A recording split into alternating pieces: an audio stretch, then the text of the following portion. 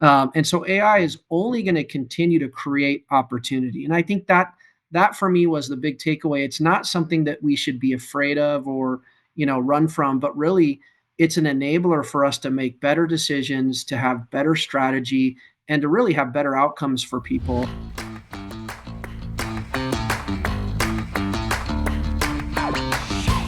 Hey, Daniel, you want me to ask a question about Dreamforce and what you thought of your overall experience? Sure. Sounds good, Will. And then I'll share mine, but maybe how about we introduce ourselves first? How about that? Yeah, yeah. You Um, want to go first? yeah, for sure. So Will Fritcher, I'm with TP. I've been with the company for 27 years, and I'm the chief client officer over our enterprise accounts, which are our large strategic accounts. Hi, I'm Daniel Hong, VP of Market Strategy and Global Analyst Relations at TP. So I've been at TP for about a year. Prior to that, lived many years as an analyst covering the sector. So super happy to be talking with Will today on Dreamforce and the key takeaways. Yeah. So what'd you think? Yeah, wow. I was really impressed, I think, with the buzz and the energy around agentic AI. I think there was like over 12,000 customers that were experimenting with Agent Force, taken from the keynote. There were actual real world agentic AI use cases um, shared during the keynote. Williams Sonoma, Pandora, Pepsi, Dell.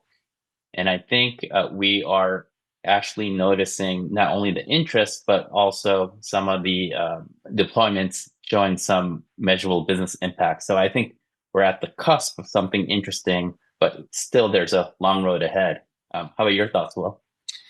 Yeah, no, I thought the case studies in Mark's keynote were interesting, right? As far as how they're going from AI assist to more the agentic AI and really looking at their overall strategy. I think a lot of customers are trying to be customer zero for themselves with AI, Mhm. to first understand it and maybe then see how their consumers will react to it.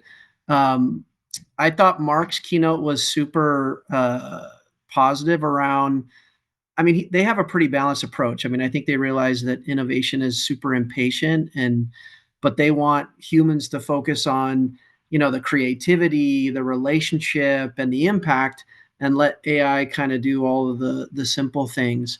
I also one of the key uh, data points that Mark presented was that 95% of all AI enterprise pilots fail, which I thought was interesting. And, I think we have a really big opportunity in helping these clients, our customers, understand kind of those Mhm. inflection points where, customers would be okay with adoption with AI or where AI could really be a benefit in the overall experience. And so I just saw that as an opportunity. I was like, wow, that's something that we can absolutely lean in on and help customers know. You know, one of the things that you said that really kind of resonates is kind of the TP experience. And the one key learning lesson above all else is it takes kind of a village, right? It's not just about the technology and implementing the technology. There's entire uh, equation of people, process,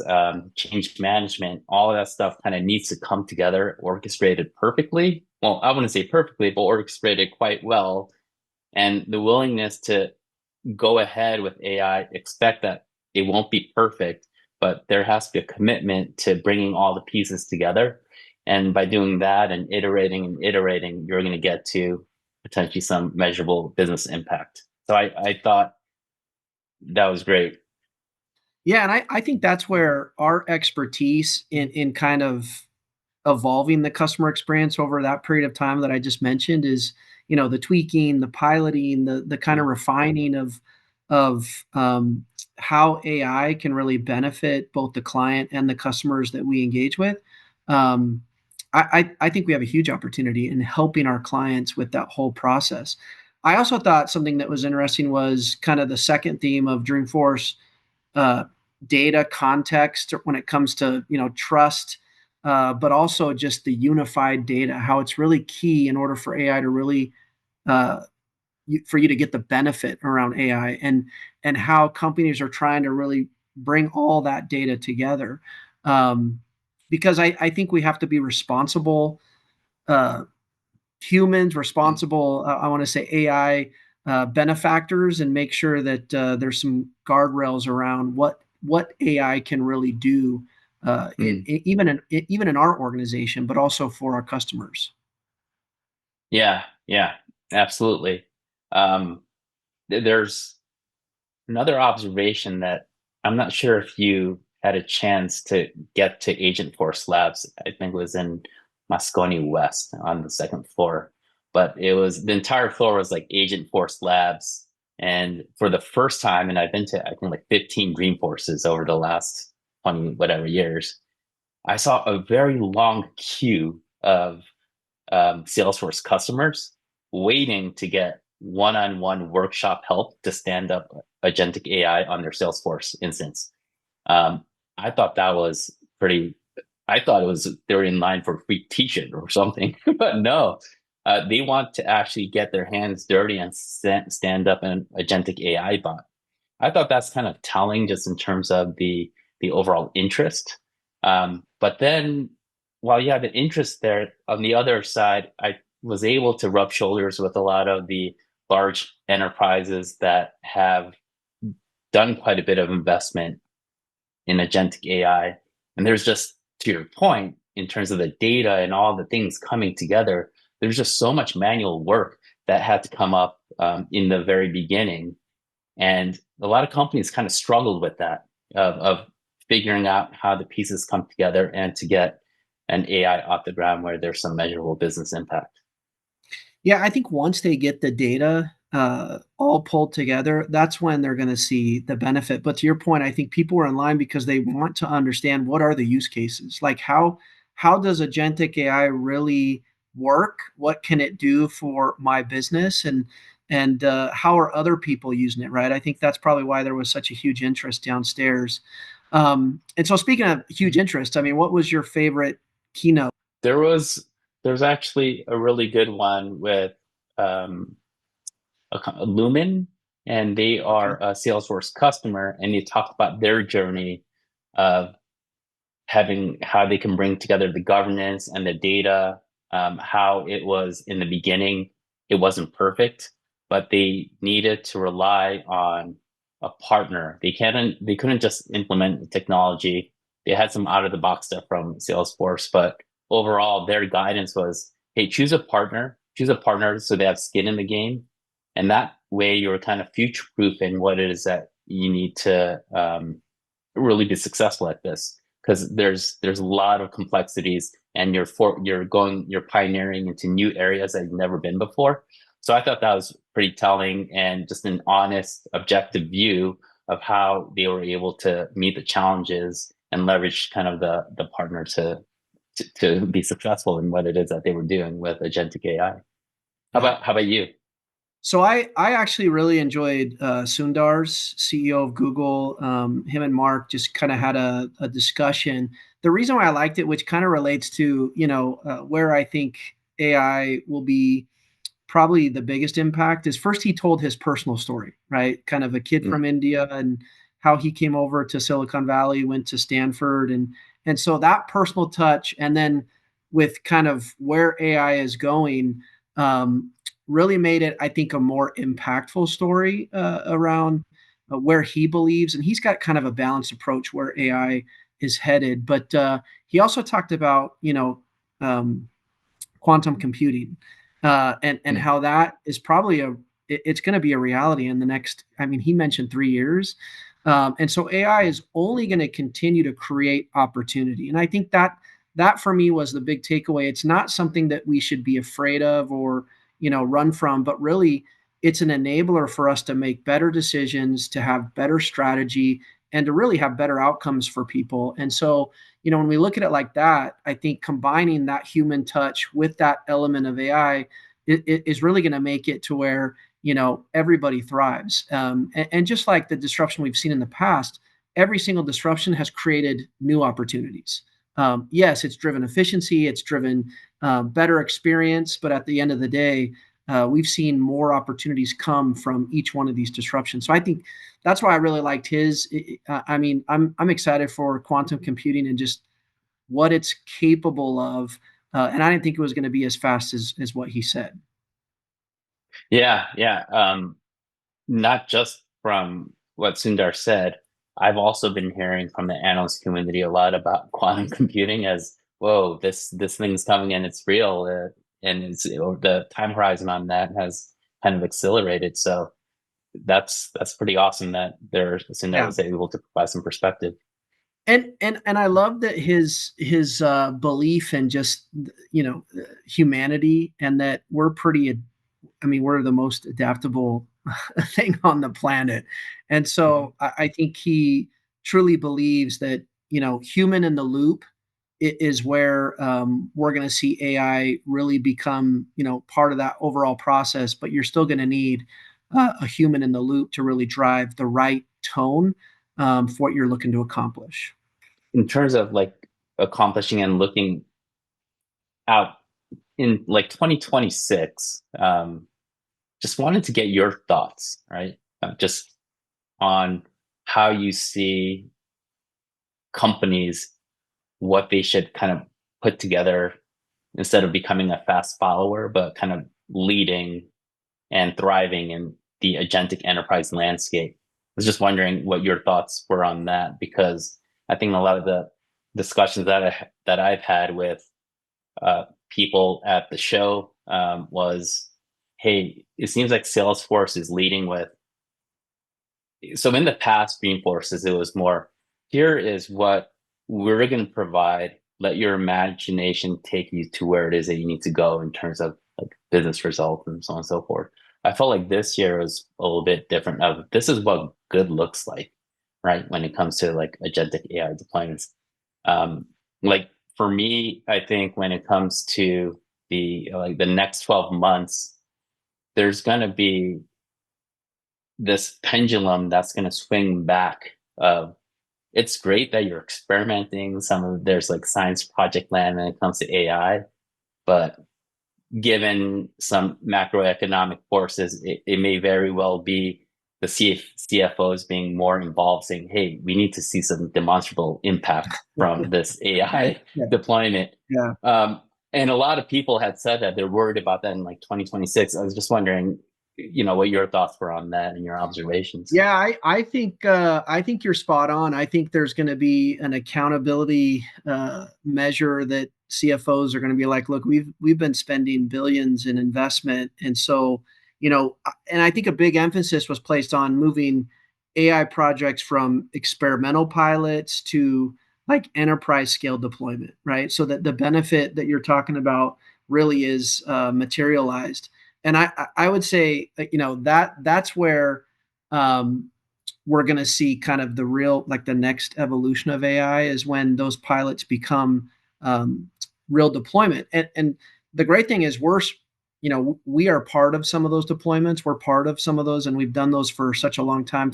We manage those types of deployments, and we have the ability to provide feedback, to provide the necessary tweaking in order to make sure that it's as efficient of a rollout and deployment than it can be. But I think to your point, yeah, there's going to be I want to call it the day of reckoning Mhm. of both the budget and the AI, and making sure that ROI is really realized. And so, but it's going to have to go from we got to get out of the pilot experimental phase and into enterprise scale deployment for sure.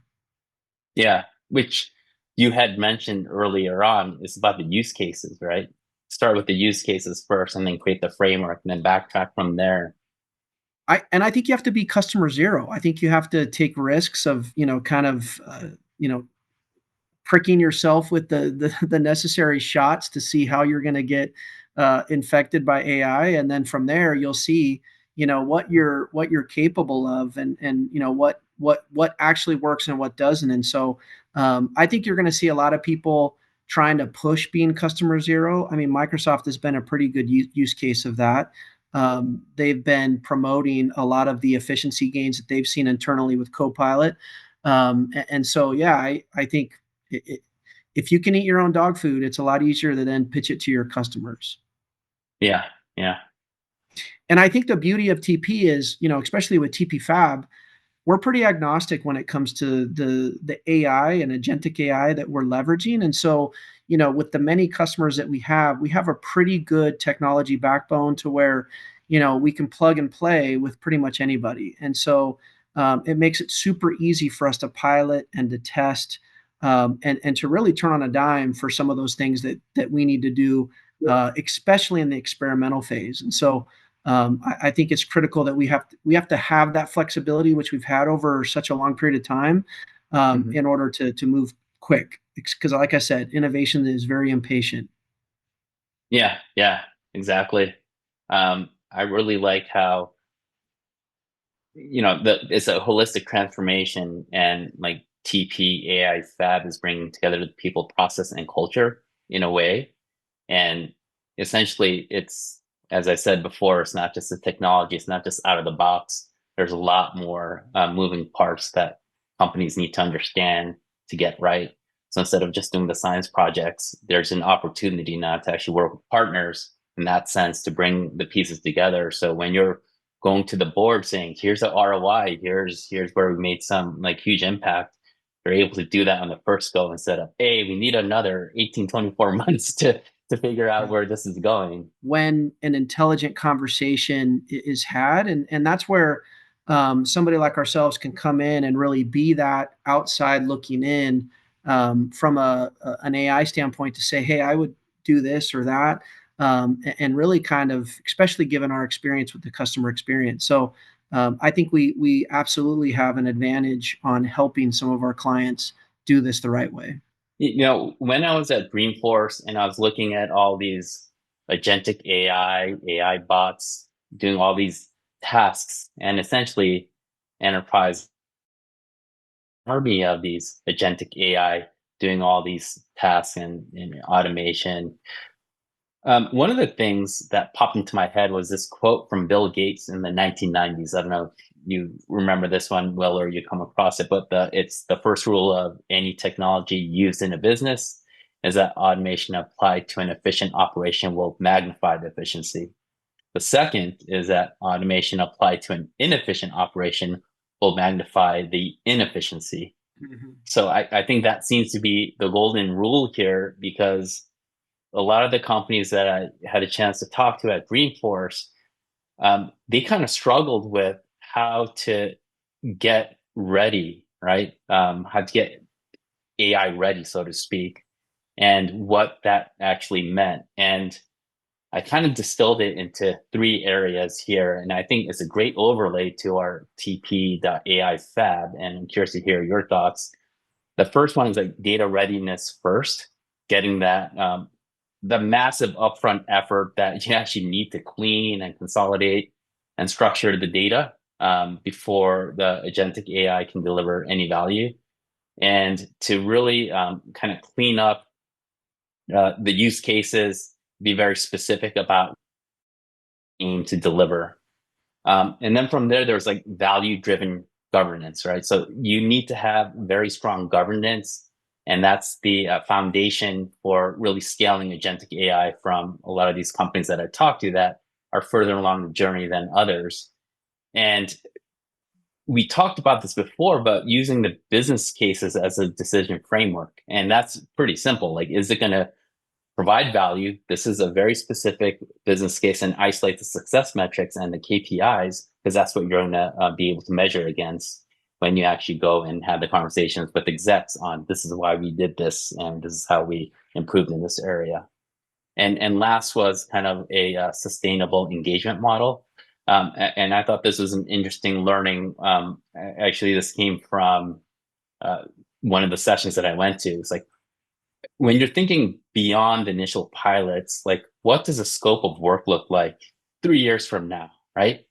And then be able to backtrack from there. So I think like a lot of that is some very fundamental things that I picked up from Dreamforce, attending some sessions, having some conversations, and there's some linkages back to TPAI Fab. Yeah, so I love the quote by Bill Gates. I think it's spot on for what we're talking about here. I'd use the another quote.